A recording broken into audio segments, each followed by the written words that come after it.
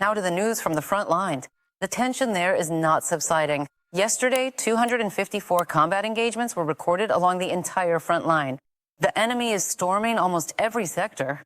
The enemy attempted to break through our defenses 30 times each on the Lyman and Kostiantynivka axes, and there were 26 attacks on the Pokrovsk axis.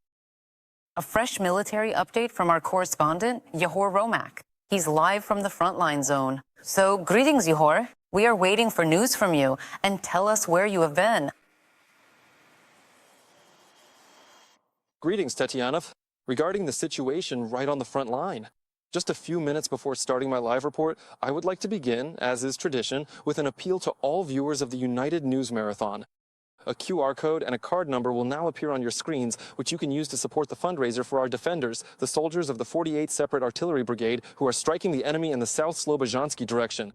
Right now, the guys are in great need of drone detectors, so I strongly urge you to join in with a donation. Well, and now about the Russians' favorite pastime in Ukraine. I'm talking about burning down settlements and terrorizing the civilian population. I'm specifically talking about the situation in the Kostiantynivka direction, because this morning we managed to visit Druzhkivka. And this is the very city that day after day is changing. It's already very hard to recognize, because I was last there in June, and Druzhkivka then and now are two different cities. Driving into the city right now, into Druzhkivka itself, is impossible. You have to go in on foot. The risk of getting hit by an FPV drone in a car is too high. It's swarming with them. We were accompanied by press officers from the 93rd Separate Mechanized Brigade, whose soldiers, among others, are defending the Kostiantynivka direction. Because without the military, it's better not to be there at all.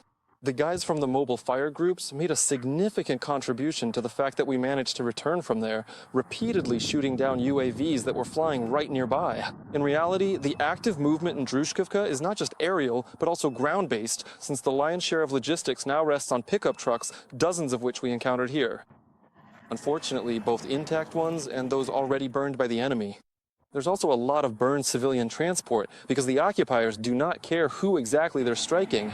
This was also confirmed to us by the commander of one of the companies of the 93rd, whose soldiers are holding the defense in this direction.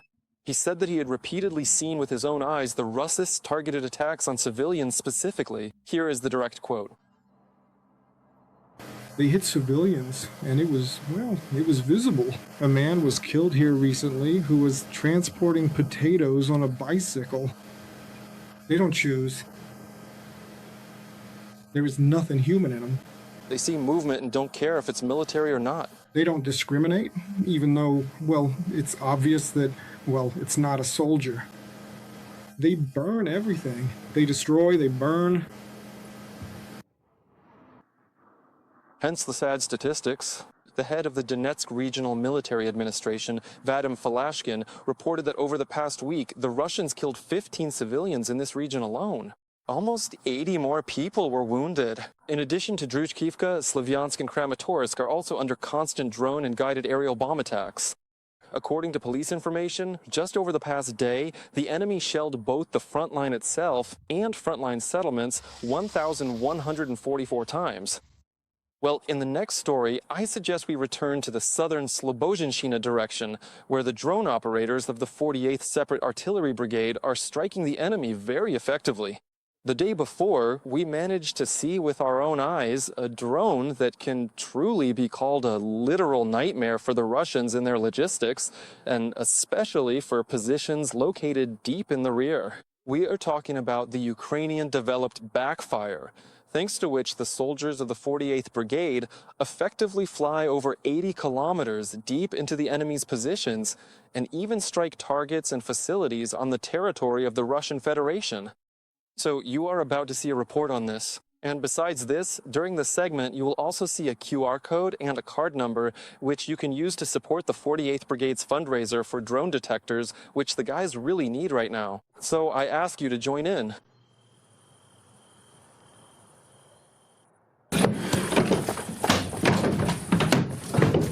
As soon as the Kharkiv sun sets below the horizon, the birds of prey of the 48th Separate Artillery Brigade go out on the hunt. This aircraft and its crew are a real nightmare for the Russians at night. The three-person crew works like a single mechanism. At the same time, the communication antenna and the catapult are being set up. Deployment should take no more than 10 minutes. One of the most intriguing parts is the installation of the ammunition load. Here, it's this 120mm mortar shell. On the drone's command, the servo opens, and under its own weight, the hatch opens, let's say. Upon impact, the fuse detonation. And it lands just like a mortar shell impact, right, in general? Next, the wings are attached, the batteries are connected, and the pre-flight check can be performed.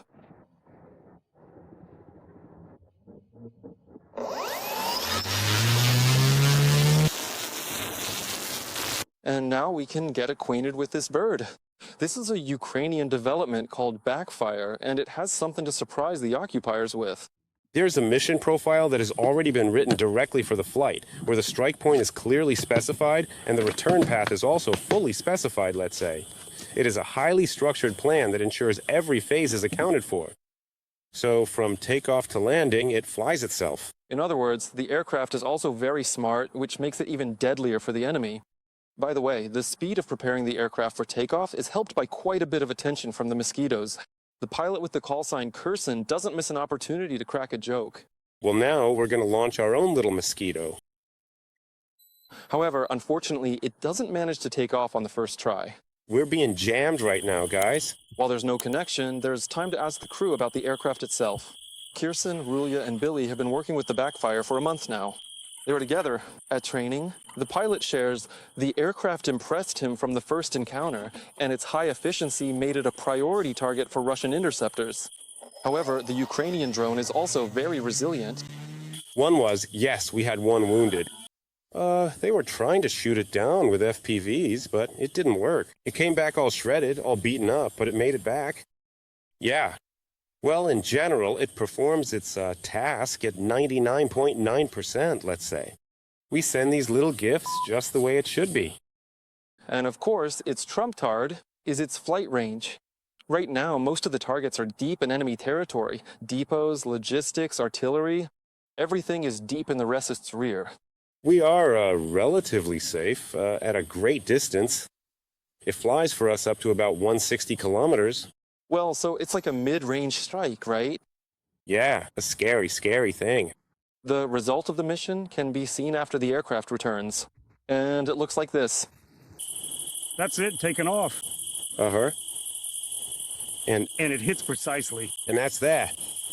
Even while assembling the aircraft, it was hard not to notice the Ruli tattoo of the maintenance technician, although this aircraft appeared long before the war. The tattoo was done before the war, probably. A long time ago. It just so happened that we ended up in aviation. Yeah, that's true. Helping with the aircraft's equipment was Ruli Billy.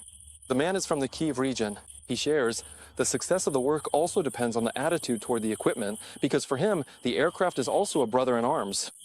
The aircraft took off. The most important thing is that we wait to see if it made it back. If it didn't come back, if we lost one, it's like you've lost someone from your own crew. It's that feeling like you're going home, but your brother isn't there. And even though it's equipment, it's still our team. Finally, there's an opportunity to take off. Kirsten is entering the final settings, and we can leave the launch site. We're leaving our aircraft alone, and we'll be sending it off. With a gift. With a little gift. The guys really have a lot of work today. Their constant attacks on the enemy's rear prevent the Russians from fully preparing assault groups for an attack in the South Slobozhanщina direction. To ensure the drone operators of the 48th have everything they need to keep hitting the invaders where they least expect it, we can support the unit's fundraiser using the QR code and card number you see on the screen. These funds will go towards enemy drone detectors, which are very necessary right now. From the Kharkiv region, Yehor Romaklo, Volodymyr Kovalenko, and Serhiy Marchenko. Back to ICTV, United News Marathon. The president of Ukraine discussed important personnel issues with the military. The commander-in-chief of the armed forces, Mikhailo Drapati, in coordination with the chief of the general staff, Igor Skibik, and the acting minister of defense, Yevgeny Kamara, proposed a vision for these changes. Some of the decisions have already been prepared. There will be more, emphasized Volodymyr Zelenskyy. We also discussed the situation on the front lines, the implementation of the long-range sanctions plan against Russia, and our mid-range strikes. Some operations have been adjusted and new ones have been approved. Of course, a lot of attention was paid to air defense and the needs for protecting frontline and border cities, as well as our regional centers and the capital, which are under extremely brutal Russian strikes, the head of state emphasized. And the commander of the Unmanned Systems Forces, Robert Brovdy, named 5 main reasons that could lead to the end of the war. According to him, the aggressor will stop when it can no longer pay for its war. Also, when Moscow loses the ability to produce its own weapons, cannot protect its rear, send manpower to the slaughter, and maintain the illusion of stability within the country. Therefore, Brovdy is convinced the only acceptable strategy for us is to bleed Russia dry and do everything to ensure the aforementioned reasons become a reality. He reminded that this is a war in modern history where Ukraine is not fighting on Russia's side, and Kyiv is gradually managing to shift the war to where it came from. A petrochemical plant has been hit in Russia's Tyumen region. Our military hit the facility's central gas fractionation unit, which has a capacity of over 6.5 million tons of raw material per year. It is precisely this unit that is used in the production of components for rocket and aviation fuel, as well as composite materials for UAVs. The destroyed unit is an important component of one of the largest petrochemical enterprises in Russia and Europe. The Ukrainian General Staff also confirmed today the strike on another oil refinery in Russia. The Tanaco enterprise is located in the Republic of Tatarstan. Tonight, a fire was recorded at the facility as a result of the strike. In addition, our military confirmed damage to the Ilsky oil refinery in the Krasnodar territory. This facility was attacked on August 8th. The General Staff reported the destruction of a field artillery depot in the occupied Donetsk region. The enemy also lost a storage facility for logistical supplies.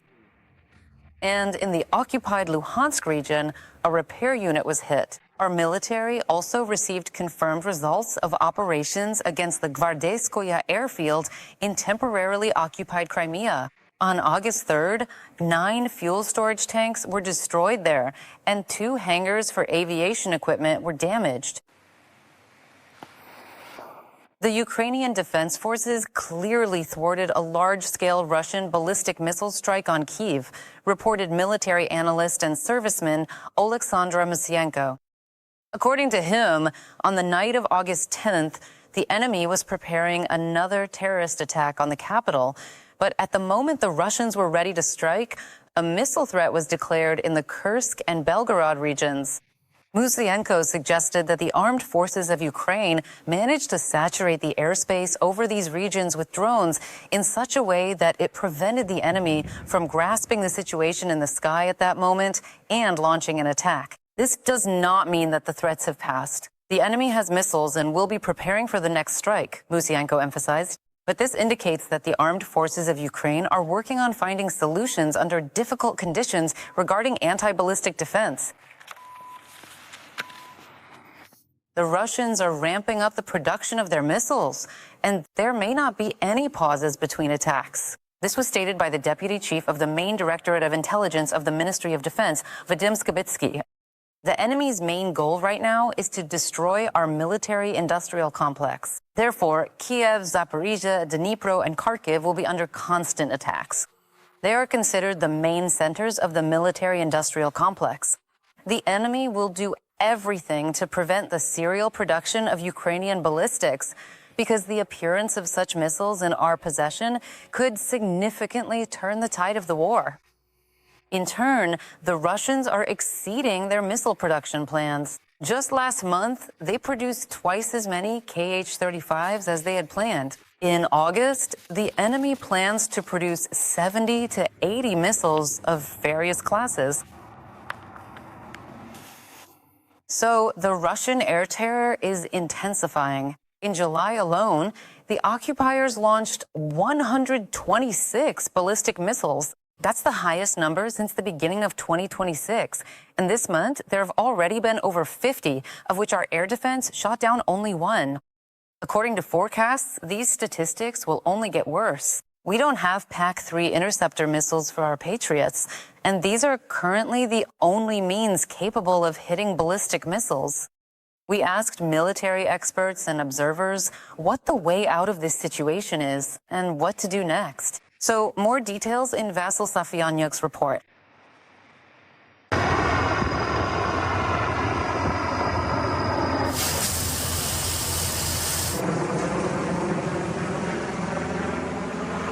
This is the morning of August 5th in the Kyiv region after another night of Russian ballistic terror. Dozens dead and wounded, along with massive fires and destruction. The occupier strikes targeted exclusively civilian infrastructure. Warehouses and major logistics centers for Rozetka, Epicenter, Nova Pochta, Novus, and Silpa were burned down.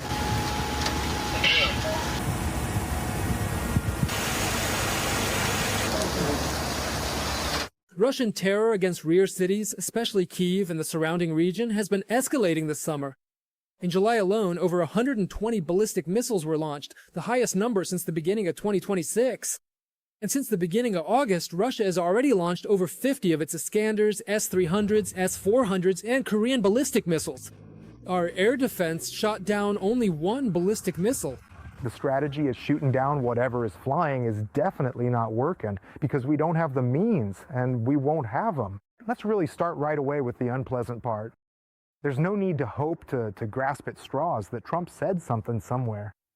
No? The main reason for this situation is no longer a secret to anyone. We have run out of ballistic missile interceptors, and we are searching for them all over the world. We are asking our partners to share their reserves. Vladimir Zelenskyy spoke about this with Donald Trump in Washington. He even promised to grant us a license to manufacture Patriots, but later changed his mind. There are missiles for Patriots in the world.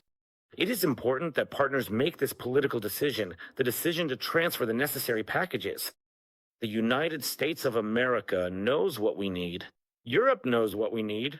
Anti-ballistic missiles should be protecting people, not sitting in warehouses. But for now, these calls from our president are either not being heard or they are pretending not to hear them. So the problem with interceptors will only continue to grow. Simple math from military experts. Russia can produce nearly 100 different ballistic missiles a month, while the Americans can produce a maximum of 60 interceptors. European manufacturers are lagging even further behind. In 2025, the total volume of manufactured products did not exceed 150 units. And if you compare that to the scale of what the Russians are currently producing, then in total for ballistic missiles, that figure is approaching 100 per month. Accordingly, comparing 150 per year and more at 100 per month, unfortunately, these are very incomparable figures. Experts believe that this problem needs to be approached asymmetrically, not to rely too much on ballistic interceptors. There will always be a shortage of them. We need to destroy the missile production chains within Russia itself, as well as strike at depots and launch systems. This is extremely difficult, but who said it's impossible to do? After all, we've already stopped Iskander launches. We need to find solutions that will allow us to receive information in real time, any information about the movement of launch systems, and a quick reaction at the level of countermeasures, using means that in a short interval, theoretically, when a launch system is on the move, meaning it's 16 minutes, including deployment, can effectively engage these launch systems. Developing our own ballistic interceptors without a license from the US for Patriots still seems unrealistic for now. So Ukraine should ramp up the production of its own ballistic missiles as quickly as possible, and that will definitely have a tangible effect. As soon as we have it, it'll be a complete parody because they also have nothing to shoot down ballistic missiles with. So in principle, their ballistic missiles cannot be intercepted by anything currently in their arsenal, meaning none of the Russian systems actually intercept ballistic missiles purely from a technological standpoint. In the meantime, we have to be patient and be prepared for the fact that Russian ballistic terror will only intensify. Vasyl Safyanyuk, Maximilian Olchenko, Fakti ICTV, United News.